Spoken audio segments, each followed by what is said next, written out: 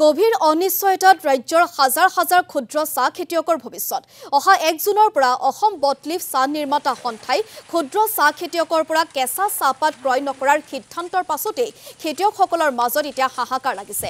Bought leaf চাহ ফেক্টৰীৰ উৎপাদিত চাহত নিষিদ্ধ ৰাসায়নিক দ্ৰব্যৰ উপস্থিতি ধৰা পৰাৰ অভিযোগ তুলিছে চাহ বোৰ্ডে।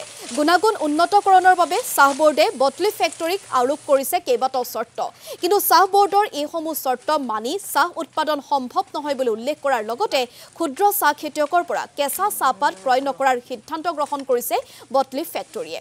অসম বটলিফ চাহ নিৰ্মাতা সন্থাৰ এই একপক্ষীয় সিদ্ধান্তৰ তীব্ৰ বিৰোধিতা কৰিছে ক্ষুদ্ৰ চাহ খেতিয়কসকলে। ৰাজ্যৰ হাজাৰ হাজাৰ ক্ষুদ্ৰ চাহ খেতিয়কক ভাতে মৰাৰ ষড়যন্ত্ৰ নকৰিবলৈ আহ্বান জনাইছে সদৌ অসম ক্ষুদ্ৰ চাহ খেতিয়ক সন্থাৰ বিষয়ববীয়াসকলে।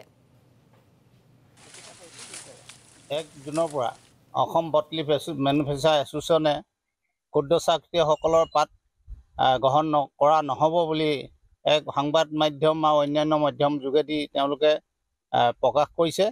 এই ক্ষেত্ৰত আমি তীব্ৰ অসন্তুষ্টি প্ৰকাশ কৰিছোঁ।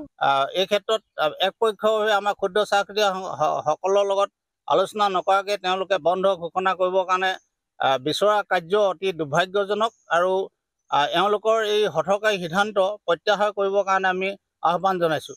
বন্ধ কৰিব লাগিলে আমাৰ খেতিয়কসকল কষ্ট হ'ব। তাতে যদি বন্ধ কৰি দিয়ে আমি চলিম কেনেকৈ? মজদুৰখিনি কেনেকৈ খোৱা বোৱা কৰিব? তেতিয়া সদায় কিনি খায়, পাত ছিঙে যদি কিনি খায় সিহঁতৰ দিগদাৰ হ'ব, আমাৰ দিগদাৰ হ'ব। ফেক্টৰীবিলাক চৰকাৰে কেনেকৈ কি কৰে কিবা ব্যৱস্থা কৰি চলাব লাগে, চৰকাৰে ব্যৱস্থা ল'ব লাগে কিবা এটা। তেতিয়া আহ্বান জনাইছোঁ চৰকাৰলৈ।